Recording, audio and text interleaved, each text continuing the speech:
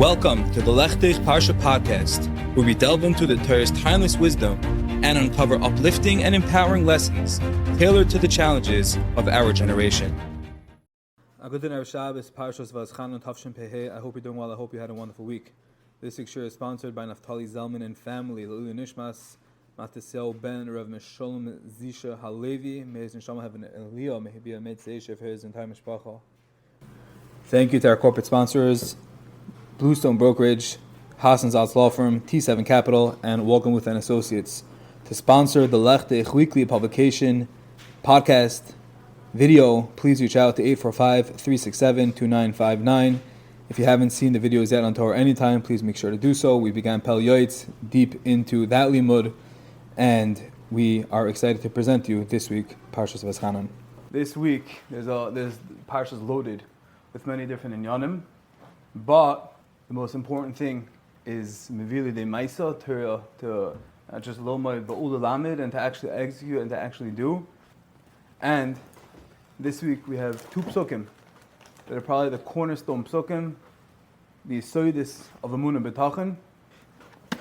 Parshas Va'eschanan, Perek Dalid, pasuk Chavtes. The pasuk says, "Uvikashtem mishamas Hashem lekecha," that you should be mevakish, you should seek Hashem, umatzasa, and you will find Him. Ki sijushenu b'chol levavecha b'chol nafshecha. If you search Him with all your heart and all your soul. That's what the pasuk says. So, first we have to understand it very simple. Kasha.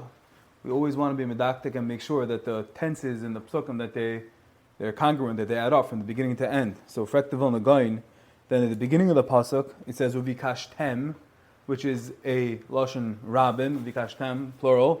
But then it says umatzasa, you singular, you're going to find it. What's the pshat? It starts off pasach b'lashon rabin, mesiyim b'lashon yachid. So says the Gaon, this is where the Yisod bitachon starts. There's many people. This is echoed, this sentiment, this Yisod. The Gemara it's believed in Sanhedrin.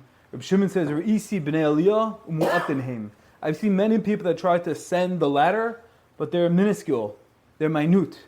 Many people want to have emunah, many people want to have bitachon, but the problem is that we say we want, but we don't perhaps really want. And says the Gaon, that's what the pasuk is step off. The first pasuk is telling us Hashem understands, the Torah realizes that we don't want to have bitachon, which is amazing and gevaldik, and that's everyone. That's uvikashtem. That's everyone. Everyone's mevakish from one bitachon. But says the Gaon, you want to be from the Bnei Aliyah, that are the mu'atim, you want to be from that small elite select group, then it has to be that you're fully in with a full recognition, ki sidrashen, when you seek Him, which is very hard. It's not easy to be about bitachon. And when you do that, then you're going to be from umatzasa. You're going to be from the singular people, because it's not everyone that's going to find Him. Not everyone is zeichet to be from the Bnei Aliyah.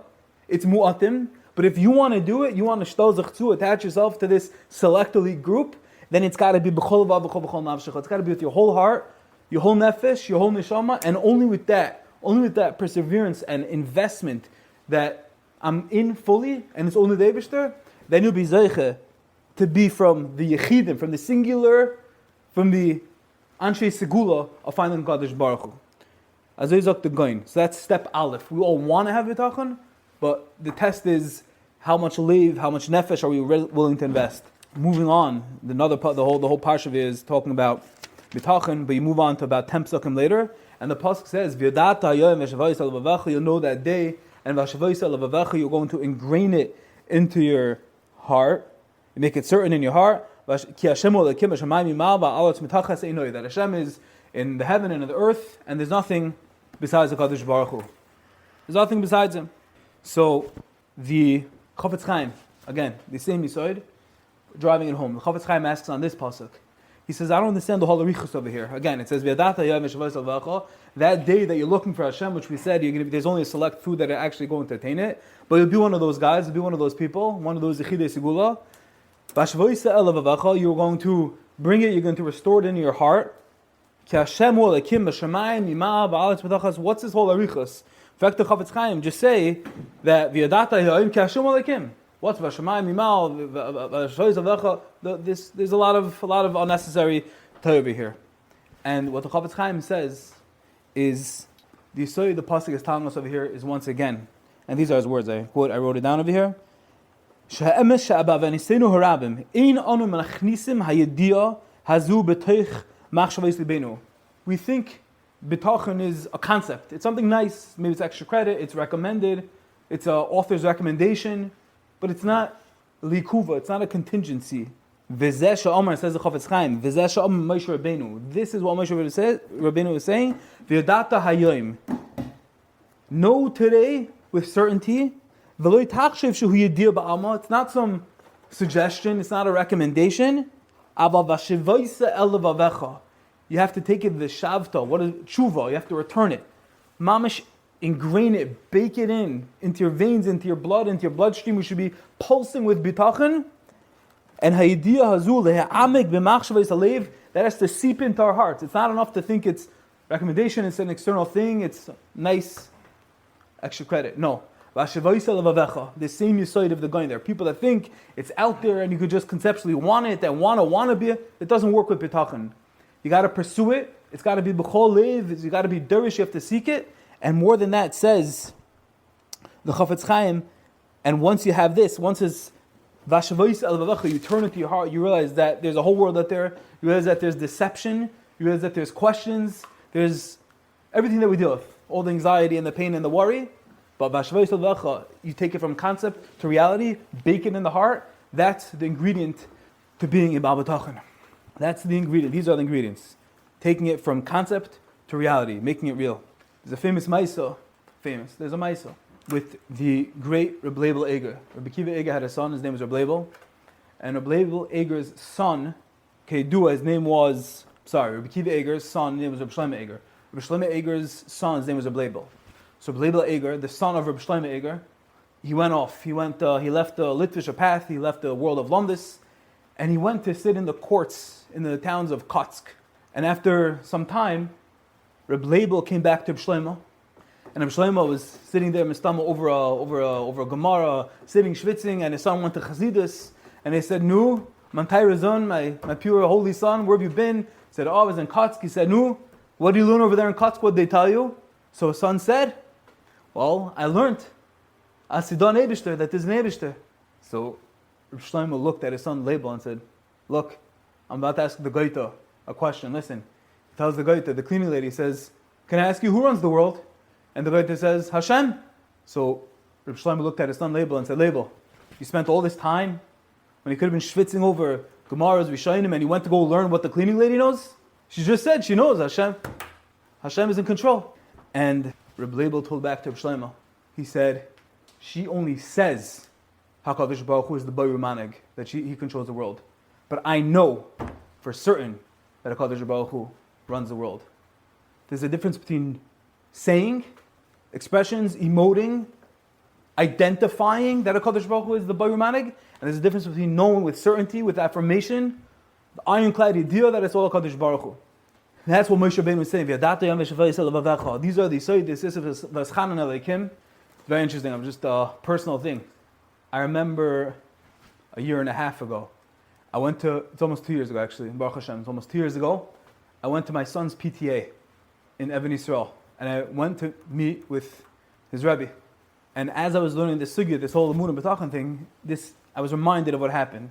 We're sitting in the desks, I don't know if you ever did this before, you sit in the kid's desk, and the Rebbe talks and he tells about your kid. And the Rebbe said that Kriya is a big challenge. It was the beginning of primary, and Kriya is a big challenge. And he was just like commiserating that it might be a challenge, and we can always talk, and there's an open line, v'chulu v'chulu. And he said, "I just want to let you know." He said, "The koich tefillah." This is what the Rebbe said. The koich tefillah. Don't underestimate it. He said, "I have kids in this class that are struggling with Kriya. They can't get it. Kamatz aleph, kamatz pasach, aleph shin, sin, the dot here, there." Right? The kuf and the chof is a really hard one. The cookie. Okay. You know?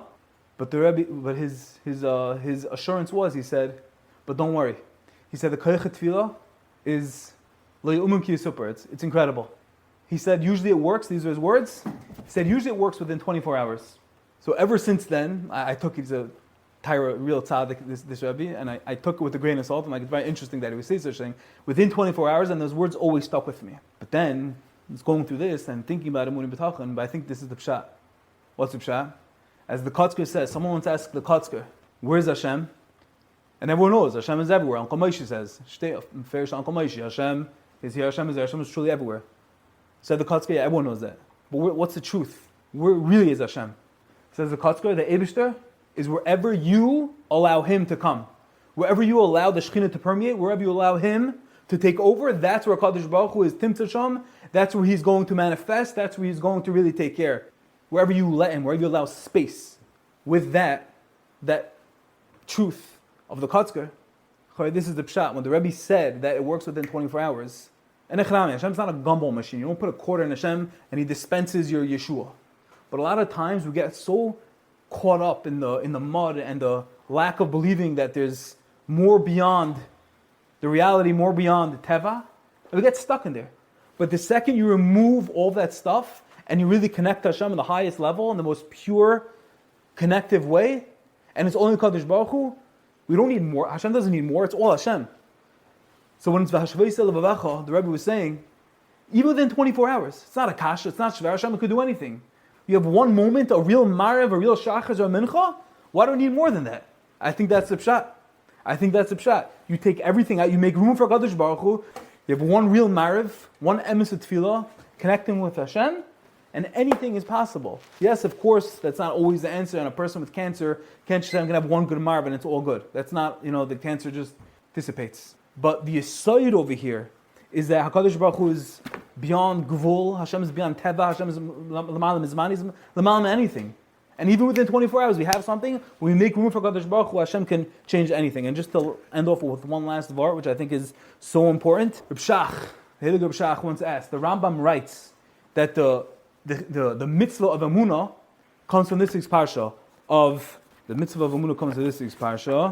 Because it says in the pasuk, that this is the fundamental, this is the shorish of the mitzvah of emunah.